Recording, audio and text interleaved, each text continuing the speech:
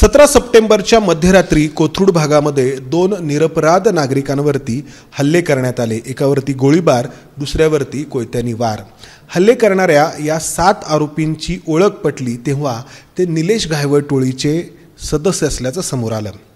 पोलिसांनी कारवाईचा बडगा उगारलाय, 7 आरोपींना अटक केली आहे आणि आता स्वतः निलेश घायवळ याच्यावरती मकोका कायद्याअंतर्गत कारवाई देखील केली आहे। मात्र या सगळ्या कारवाईच्या दरम्यान हे समोर आलंय की निलेश घायवळ हा परदेशात आहे, तो लंडनला गेलेला आहे।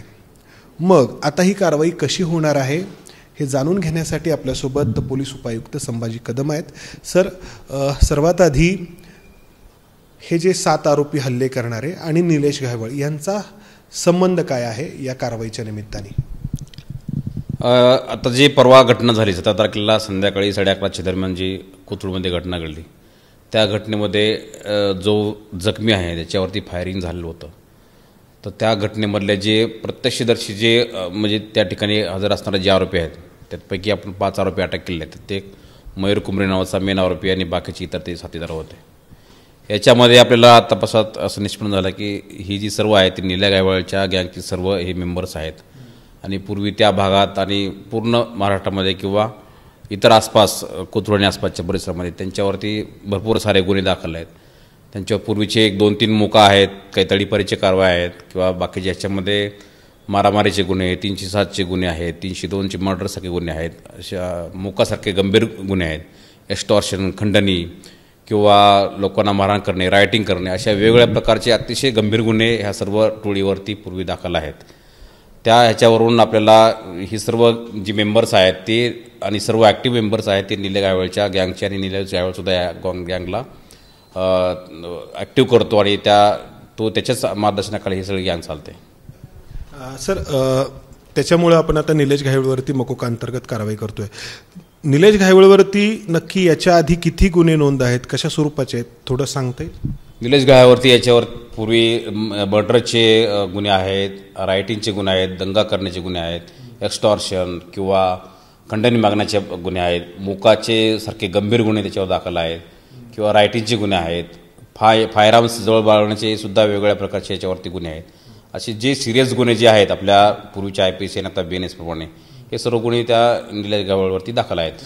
सर, मग याच्यातून प्रश्न असा निर्माण होतो की इतके गंभीर गुन्हे आहेत तर तो परदेशात गेला कसा, त्याला पासपोर्ट मिळाला कसा आणि या सगळ्या आपल्या विजिलन्समधून तो कसा परदेशात गेला?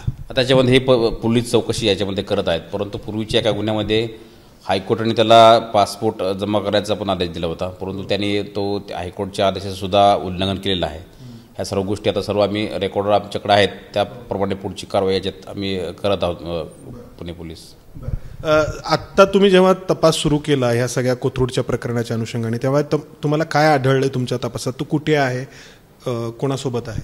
नाही, आम्हाला आढळलं की तो भारत सोडून गेलेला आहे, परंतु आपल्या ज्या प्रोसिजर आहे त्याप्रमाणे ते प्रोसिजरप्रमाणे पोलीस त्याच्यामध्ये कारवाई याच्यामध्ये करत आहेत। लंडनला गेला आहे कुठे? हां, बाहेरच्या देशात आहे।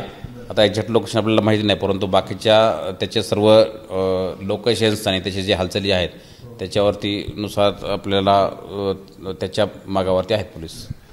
आता तो परत येण्यासाठी वाट पाहावी लागेल, आल्यानंतर काय कारवाई असेल, त्यासाठी आपण काय काय पावलं उचललीत? लुकआउट नोटीस आहे, काय आहे याच्यामध्ये? मला एकच सांगायचं की आता हा फॉरेनला झालेला आहे, त्याचे मुलं वगैरे किंवा फॉरेनला शिकतात, हा बाकी लोकांना वापरून घेतो, लोकांना दागदपटशा, खंडणी वसूल करणे, लोकांच्या जमिनी बळकावणे हे करून स्वतःच्या मुलाला परदेशामध्ये चांगलं शिक्षण देण्यासाठी हा प्रयत्न करतो। म्हणजे दुसऱ्याचे आयुष्य बर्बाद करून सहकारी जे आहे त्यांना गुन्हेगारीमध्ये वापरून स्वतःची फॅमिली, स्वतःची लाईफ हे सगळं आयुष्य औरमात जगतो आहे।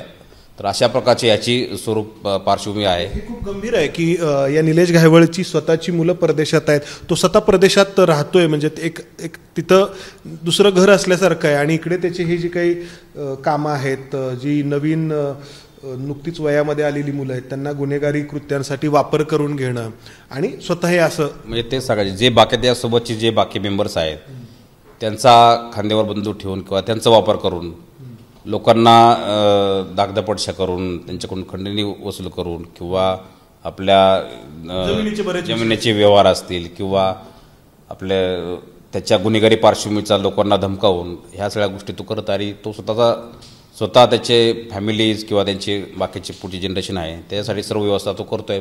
फॉरेनमध्ये शिकतात किंवा शिकत आहेत अशी आम्हाला माहिती मिळते.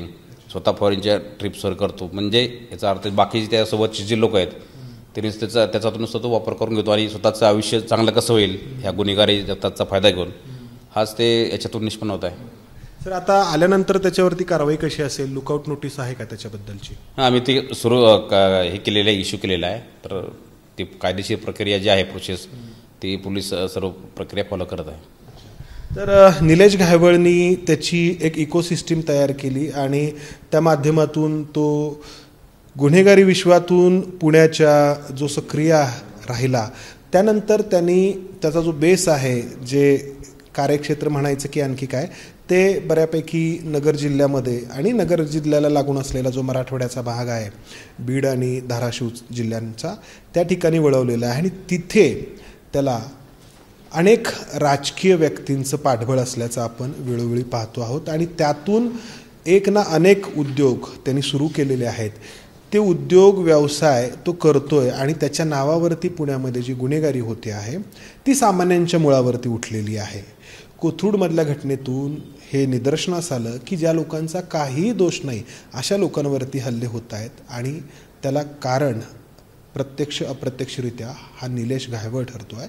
फक्त निलेश घायवळचाच मुद्दा नाही तर निलेश घायवळच्या विरोधी टोळीतले जे कोणी आहेत त्यांना देखील राजकीय पाठबळ असल्याचं आपण वेळोवेळी पाहिलेलं आहे. त्यामुळं या अशा गुन्हेगारांना पाठीशी घालणं हे सरतेशेवटी सामान्यांना त्रासदायक ठरतं आहे हे यातून स्पष्ट होतं आहे. कॅमेरामन राजेश बिडकरसह मंदार गुंजारी, एबीपी माझा, पुणे. एबीपी माझा, उघडा डोळे बघा नीट.